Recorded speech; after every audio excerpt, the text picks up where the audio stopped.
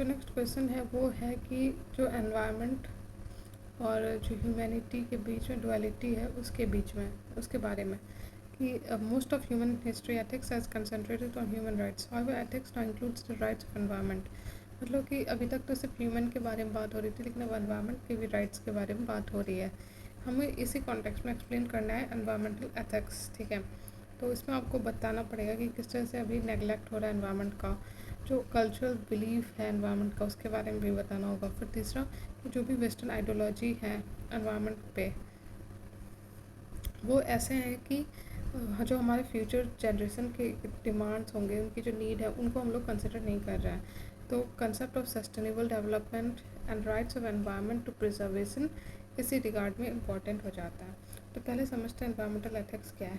ये वो ब्रांच है एथिक्स का जो कि स्टडी करता है relation of human beings and environment और किस तरह से एथिक्स इसमें रोल प्ले करता है। एनवायरमेंटल एथिक्स जो है वो उसमें बिलीव होता है कि ह्यूमन्स जो है वो पार्ट है सोसाइटी का, और साथ में जो लिविंग क्रिएचर्स हैं जैसे कि प्लांट और एनिमल वो भी पार्ट है, ठीक है, हमारे लाइफ का। तो वो सेग्रीगेशन नहीं किया जा सकता, इट्स अ कॉम्प्रिहेंसिव व्यू। तो एनवायरमेंटल एथिक्स का ज़रूरत क्या है। Main focus of ethics has been human rights since time immemorial, लेकिन इंडस्ट्रियल रिवॉल्यूशन और ग्लोबलाइजेशन और जिस तरह से पॉपुलेशन बढ़ रहा है तो नेगेटिव एक्सटर्नलिटीज़ भी बढ़ रहे हैं। जो हमारा अभी का जो इंटरफेस है विद नॉन ह्यूमन वर्ल्ड वो बहुत ज़्यादा एक्सेसिव है और डिस्ट्रक्टिव भी है। तो सिक्स्थ असेसमेंट AR6 जो है यूनाइटेड IPCC का, वो दिखाता है कि कैसे ह्यूमन के कारण एमिशन हो रहा है, ठीक है, और वो अल्टर कर रहा है प्लानट के एटमॉस्फेयर को। इसके कारण हमें देखने को मिल रहा है global warming, global climate change, deforestation, pollution, resource degradation और threat of extinction of species. New dynamic issues like environmental refugee और क्लाइमेट माइग्रेंट्स भी के बारे में भी सुनने को मिल रहा है। इसलिए ज़रूरी है कि हम फोकस कर रहे हैं राइट ऑफ एनवायरनमेंट और साथ में जो ह्यूमन इस एनवायरनमेंट से लिंक करता है, रिलेट करता है, उनके बारे में भी, ठीक है।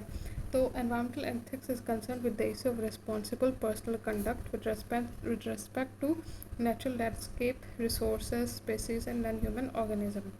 सिग्निफिकेंस क्या एनवायरमेंटल एथिक्स का, तो पहला तो ये स्ट्रेंथन करता है ह्यूमन एनवायरनमेंट रिलेशनशिप। दूसरा कि इसमें एनवायरमेंटल जस्टिस मिलता है सबको। तीसरा कि ये फोकस करता है वल्नरेबल सेक्शन पे।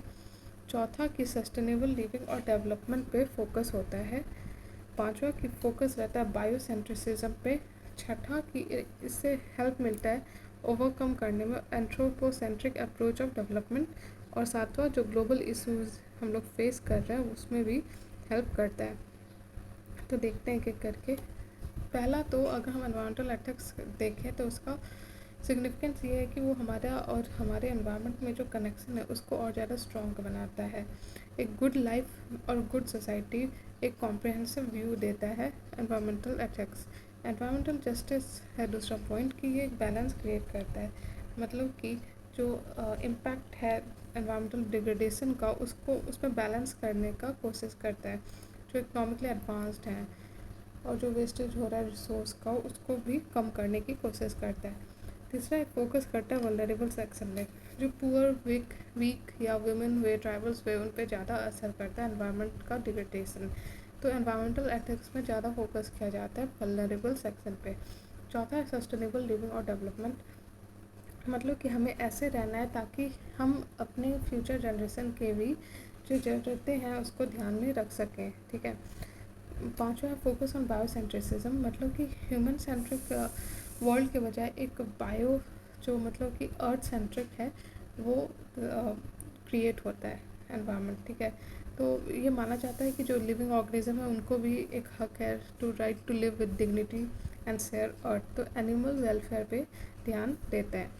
फिर नेक्स्ट है इससे जो है एंथ्रोपोसेंट्रिक अप्रोच है वो कम होता है, मतलब कि moral standing solely to human being, मतलब कि जो ह्यूमन सेंट्रिक अप्रोच है वो कम होता है और जो बाकी एनवायरनमेंट के स्पीसीज़ हो या प्लांट्स हो, एनिमल्स हो, उनके बारे हितों में भी का भी ध्यान रखा जाता है।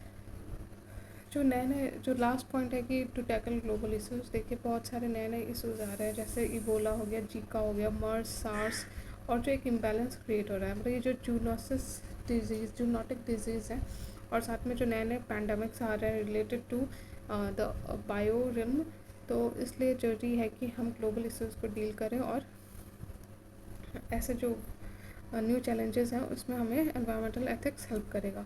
तो क्या क्या जरूरी है ह्यूमन वैल्यूज़ में, in terms of human values, ताकि हम एनवायरमेंटल एथिक्स को का ध्यान रख सकें। तो पहला एम्पैथी, दूसरा लव, तीसरा सस्टेनेबल डेवलपमेंट और चौथा मिनिमलिस्टिक लिविंग।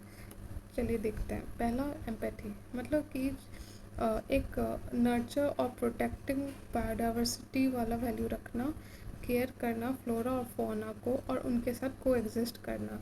दूसरा लव, लव मतलब सिर्फ ह्यूमन टू ह्यूमन नहीं है, वो नेचर के साथ भी हो सकता है और अलग अलग प्राणियों के साथ भी हो सकता है। तीसरा है सस्टेनेबल डेवलपमेंट, कि हमें ऐसा डेवलपमेंट करना है ताकि रिसोर्स एक्सप्लॉयटेशन ना हो। पांचवा मिनिमलिस्टिक लिविंग, मतलब कि हमें अपनी जो ज़रूरतें हैं बस उतनी तक सीमित रखनी है जितना कि एक्चुअल में हमें ज़रूरत है, ना कि बस उसे इतना ज़्यादा फैला दें कि हम एनवायरनमेंट का ख्याल न रखें। ठीक है, इसलिए हमें less polluting vehicle, car pooling, public transport, इसको ध्यान देना है। ठीक है, हमें रियलाइज़ करना होगा कि अर्थ का वैल्यू क्या है। अगर अर्थ का बायोडाइवर्सिटी डिस्ट्रॉय होगा तो हमें भी इसका असर झेलना पड़ेगा। तो इस तरह से ये वाला हो गया। Thank you.